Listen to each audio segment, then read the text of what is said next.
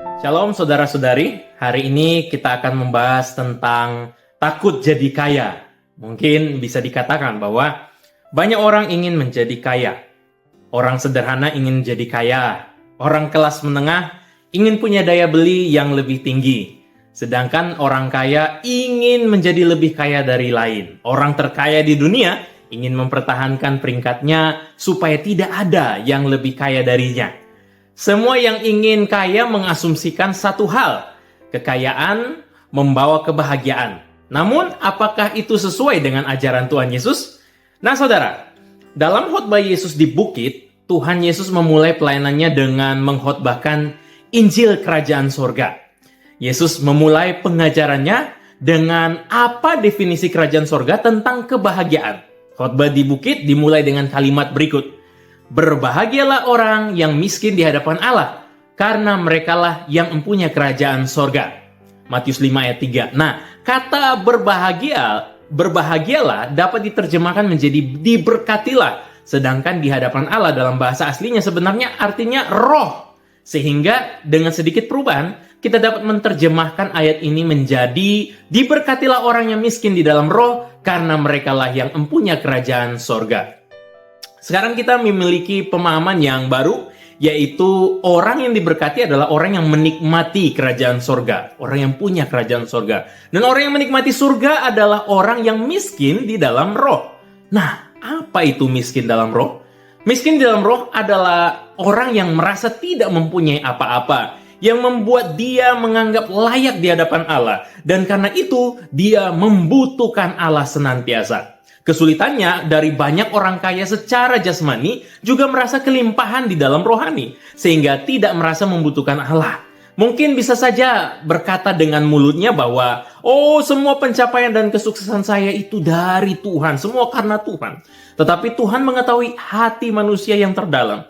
Itulah yang terjadi pada kisah Injil Matius 19. Ketika seorang muda yang kaya raya bertanya kepada Yesus tentang bagaimana memperoleh hidup kekal, bagaimana memperoleh harta di dalam sorga, kita tahu bahwa jawaban Yesus adalah agar orang itu melepaskan keterikatannya pada harta agar mendapat harta di sorga. Tetapi orang kaya itu sedih dan meninggalkan Yesus sebab banyak hartanya. Coba perhatikan apa yang Yesus katakan. Sesungguhnya sukar sekali bahwa seorang kaya untuk masuk ke dalam kerajaan sorga. Lebih mudah seekor unta untuk masuk melalui lubang jarum daripada seorang kaya masuk ke dalam kerajaan Allah. Tidakkah kita ngeri mendengarnya keluar dari mulut Yesus langsung bahwa orang kaya sukar masuk kerajaan sorga? Masih minat mau jadi orang kaya? Nah, perlahan saya akan jelaskan saudara. Ini bukan berarti bahwa sebuah ultimatum orang kaya pasti tidak masuk surga. Hanya saja memang kendalanya orang kaya akan lebih sukar untuk hidup bergantung pada Allah. Atau merasa benar-benar membutuhkan Allah dalam seluruh aspek hidupnya. Bukankah banyak orang kaya yang mengejar kekayaan karena mereka berpikir akan hidup aman jika banyak uang, mau apa saja bisa dibeli. Banyak harta maka akan dapat kehormatan dan harga diri. Sehingga ini menjadi keangkuhan diri bahwa terlepas dari anugerah Allah itu tidak ada artinya. Inilah berhala yang sesungguhnya. Lalu kita harus bagaimana? Gospel Connection. Bagaimana Injil menjawab pergumulan ini? Kita harus miskin di dalam roh. Artinya kita benar-benar sadar bahwa pada dasarnya kita ini hanyalah hamba. Orang berdosa, orang yang hina. Tidak ada yang dapat dibanggakan dalam diri kita. Alkitab mengingatkan kita bahwa manusia itu debu dan akan kembali pada debu. Alkitab mengingatkan bahwa kita telah kehilangan kemuliaan Allah dan tidak ada kebaikan satu pun dalam diri kita. Tetapi Yesus telah menyelamatkan kita. Dan karena pengorbanannya di atas kayu salib, itu telah memulihkan kita dan membuat kita berharga dan kembali pada kemuliaan Allah. Injil mengajari kita bahwa kita tidak bisa berbuat apa-apa di luar Yesus karena kita berada dalam sistem dunia yang sudah gelap, penuh dosa dan penuh kompromi. Makanya kebergantungan penuh pada Allah, aka miskin di dalam roh, itu yang memimpin kita hidup berpengharapan pada Kristus. Dan akhirnya membawa kita memiliki dan menikmati kerajaan sorga. Saya tutup dengan sebuah cerita.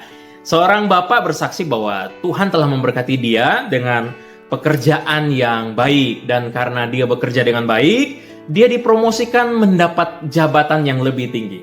Tapi dia sadar bahwa semakin tinggi jabatannya, semakin besar juga badai godaannya. Ada godaan kompromi, ada godaan sekretaris cantik, godaan korupsi, dan lain-lain. Karena memang sistem dunia seperti ini, bukan? Ya. Nah, oleh karena itu, beliau lebih tekun lagi merenungkan firman bersama istri dan anaknya, dan berdoa minta Roh Kudus penguasaan diri dan pimpinannya, agar dia sadar terus hanya Roh Kudus yang menguatkannya. Puji Tuhan, Tuhan menolongnya dan terus membimbing dia. Nah, saudara, mari kita belajar bersama dari kebenaran firman Tuhan hari ini.